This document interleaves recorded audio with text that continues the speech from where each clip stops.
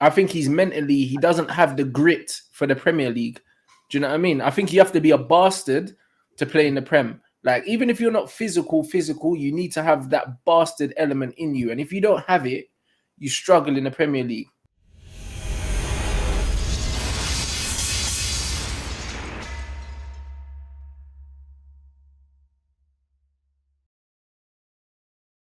Yo, people, back again with another episode of Footy Talk. It's been a minute. Louis back, fam. What are you telling me? I'm good, bro. As you can tell, different settings. I'm in my living room now. Obviously, barber studio through there. I'm a busy man. But I'm all good. I'm back. Come on, bro. What's been going on, bro? How you been feeling, bro? Well, there's Leeds. So yeah, there's that. We're spending £60 million on Anthony Gordon. Want to spend a world record fee on a centre back that's never played Champions League and is fifth choice for his country. Yeah, no, it's good. Hey, bro, I've missed that laugh, blood. I swear. Hey, Louis, blood. Hey, what is going on with Todd, bro? Like, what is his role at the club? Because I'm very confused. Master of everything. Like, what is he doing? I've been thinking about this, right? And this is my logic. Because obviously we all know that I'm a genius, right? So basically, what I think is going on is that he doesn't have a fucking Scooby right now, but he's learnt that. Okay, so that's why he's gone. Okay, I'm just going to see how everything's working out, and that's actually him texting me right now. But yeah, he's just trying to figure out how everything's working and see how the club operates because he's decided to sack everybody and bring in his own people. Why is there a specific reason why he sacked them? Were they revolting because of Roman, or he just America? Fuck yeah! That's why. Did he decide? Did they do something? Yeah, did they do something to piss him off, or did he just decide that he just didn't want them there? I think he just wanted a fresh start. But surely, having people in that have a clue is better than having no one in. You think that, wouldn't you? You really would think that, but yeah, no, it's not happened. So it's good. That's what he thinks when it goes over the bar. He just goes. But outside of that, it's a case of I think that the whole situation we are currently dealing with. I appreciate what's going on.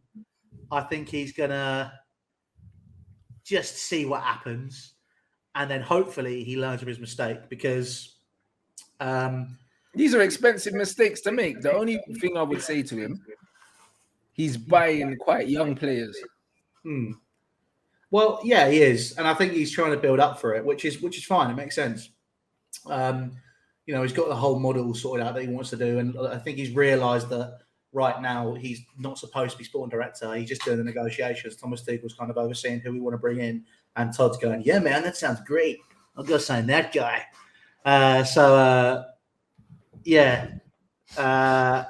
He does that, and then spends too much money.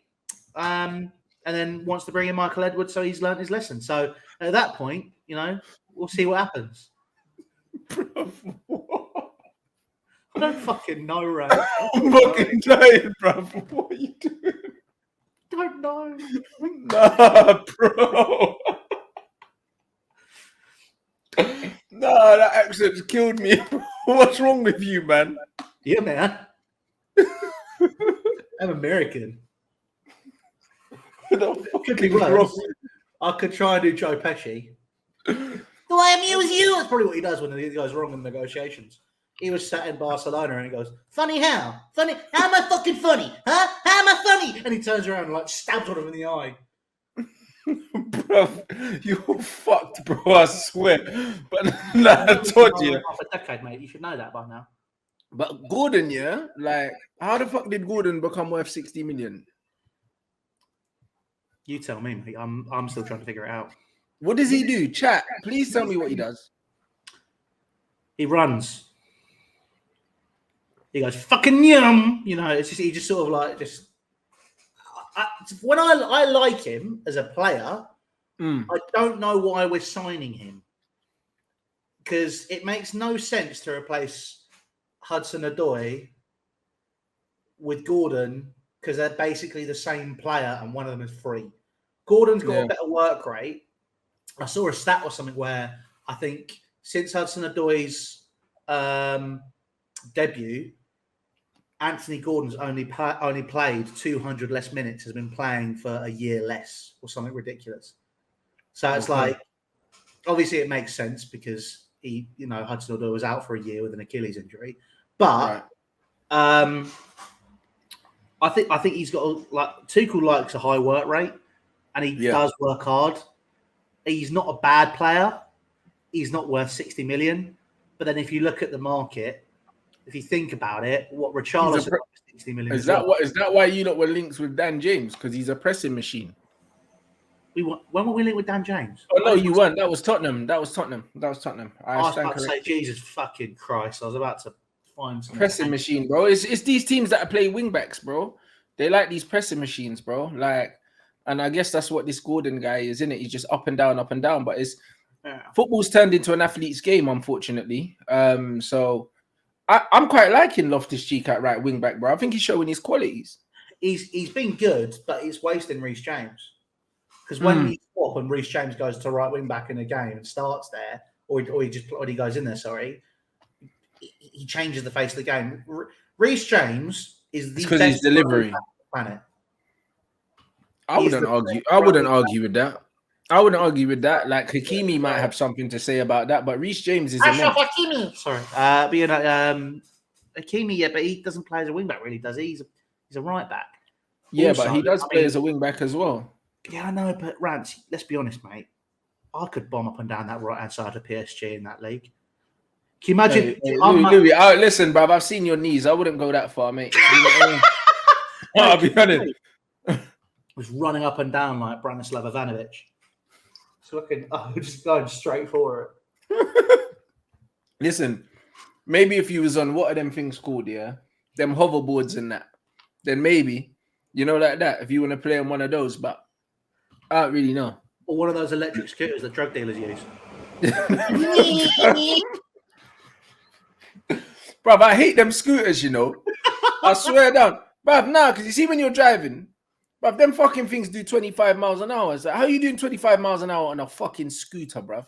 Like, it doesn't make sense. You know the amount of times I'm riding my push bike, scooter flies past me.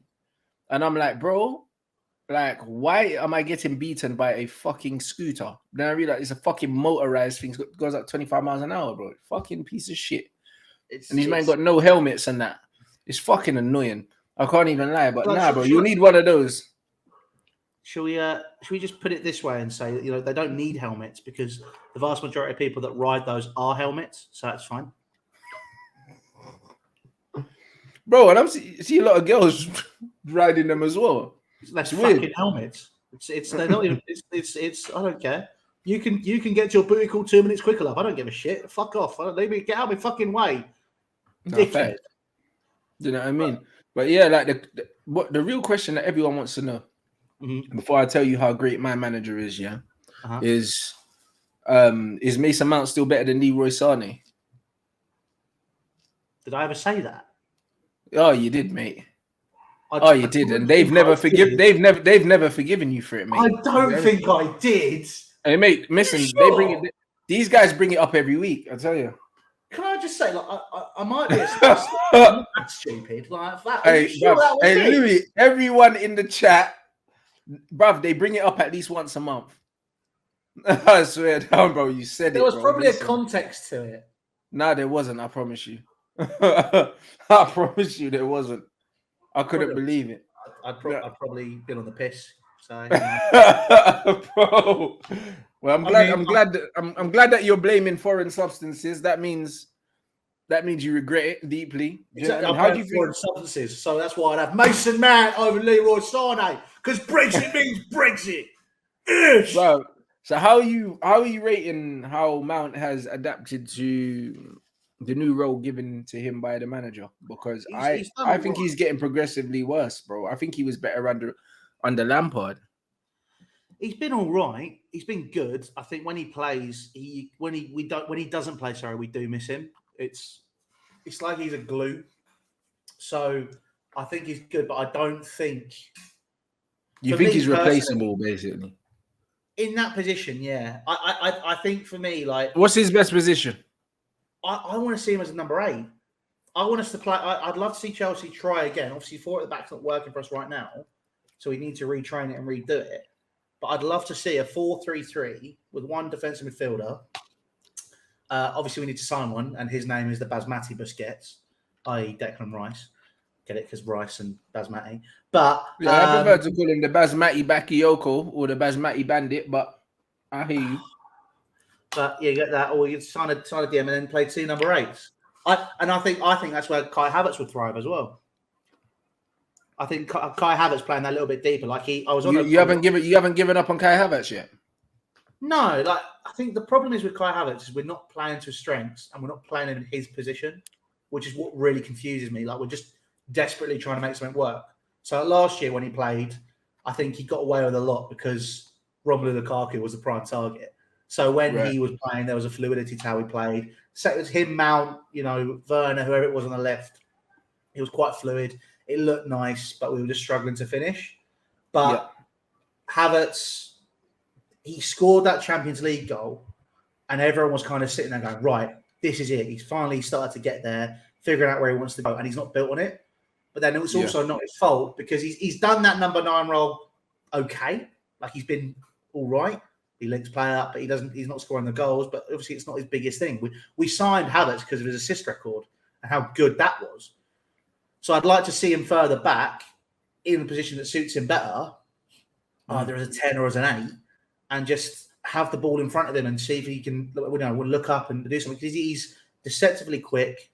He's got good physicality to him. He's great. He can head the ball well, so he can win the ball in midfield quite easily if you needed to have a 50-50 or, winning those second balls, yada, yada, all the basics, football bollocks. But he is a very good player. And I feel like if we sold him, it's not going to be selling him back to a Leverkusen. It'll be us selling him to a Bayern Munich or Real Madrid who would improve him to find out where he works. So it's, I think that it's a bit harsh for people just to write him off because we've not actually played him where we were supposed to play him. But this is the conversation me and you had when Lampard made all those signings. Like, during we sat here, we were like, we made all these signings. It's great. Look how well Chelsea have done. I've gone. But where are they going to play? Exactly. Yeah. We're still dealing with that issue. Which, to be fair, as much as I'm taking the piss out of Todd Bowley, I think there's been a method to his madness. But he has got rid of a lot of Ted Wood. Emerson went out today. Marcos Alonso's about to go. We've got rid of some awful players that we've had. There's been players that haven't been, playing and wanting more minutes. They've gone out on loan. Yeah, I don't know. I'd love to see him a little bit deeper as a 10 or as an 8. But, yeah. Kai Havertz can play in a 10 and an 8. He can, just not in the Premier League. I don't believe he's explosive enough. I don't. I think the false 9 is probably the position that suits him the most, given the fact that he's not explosive. Do you know what I mean? He does have a decent amount of pace once he opens his legs up, but he's not explosive over short distances. And I think that, he's not brave in a sense where, when I say brave, I don't mean going into tackles or anything. I mean brave as in wanting to take the ball when you've got 2-3 players on you. Do you know what I'm saying?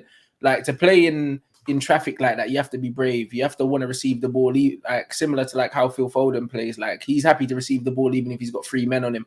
I don't think Havertz is like that. He's quite a slender build and he doesn't want to get kicked. But I think that he's technically, I think he's got all the talent in the world. I do, but I feel like what's wrong with Kai Havertz is up here, bro. I think he doesn't have the grit for the Premier League. Do you know what I mean? I think you have to be a bastard to play in the Prem. Like, even if you're not physical, you need to have that bastard element in you. And if you don't have it, you struggle in the Premier League.